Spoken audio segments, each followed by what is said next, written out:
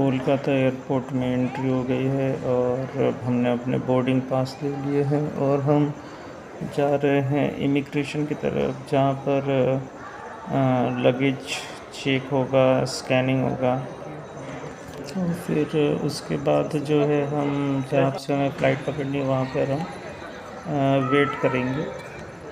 YouTube पे मैं देखा है बहुत सारे लोग फालतू बकवास करते, ये होता है वो होता है, कुछ नहीं होता है। सब डायरेक्शन वहाँ बताते हैं कहाँ जाना है कहाँ नहीं जाना है। और अगर आप गलत नहीं हैं, आप कुछ इल्लीगली ट्रैवल नहीं कर रहे तो घबराने की ज़रूरत नहीं है। बिल्कुल मज़े से जाइए, कोई प्रॉब्लम नहीं है, बिंदास। साथ में कुछ चीज़ें होती है जैसे कि ट्रैवल इंश्योरेंस होना चाहिए, कोई कोई कंट्री मांग लेती है। और जैसे आपके अकाउंट में कम से कम 2 लाख रुपए तो होने चाहिए, पैसे का भी पूछते हैं। और बाकी और होटल बुकिंग होना बहुत ज़रूरी है। जिस देश में भी जा रहे हो तो उसका अराइवल वीज़ा भी होना बहुत ज़रूरी है। और मैंने सिम भी दूसरे कंट्री से ही लिया था, और मतलब यहाँ से कोई रिचार्ज मार के नहीं गया था इंटरनेशनल वाला।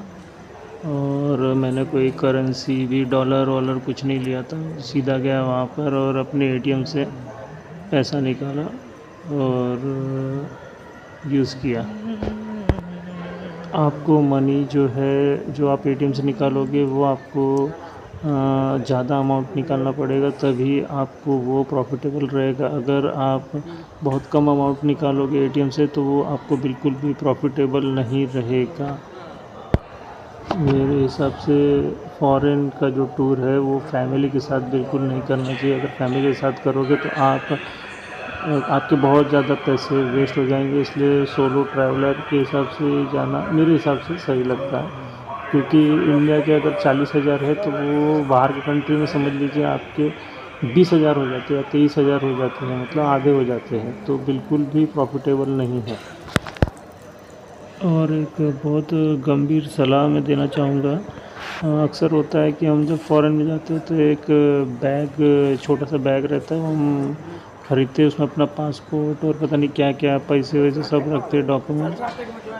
वैसा नहीं रखना चाहिए एक्चुअली। जब हम फ़ॉरेन में जाते हैं और बाहर के देश में वो हाईलाइट करता है कि ये बंदा बाहर से आया है, तो वहीं पर वो उसी पर फोकस रहता है, उनका अटैक करते हैं कि भाई चलो इससे वो बैग छीन लेते, कैसे कैसे इसमें पैसे है, बहुत कुछ है इसमें।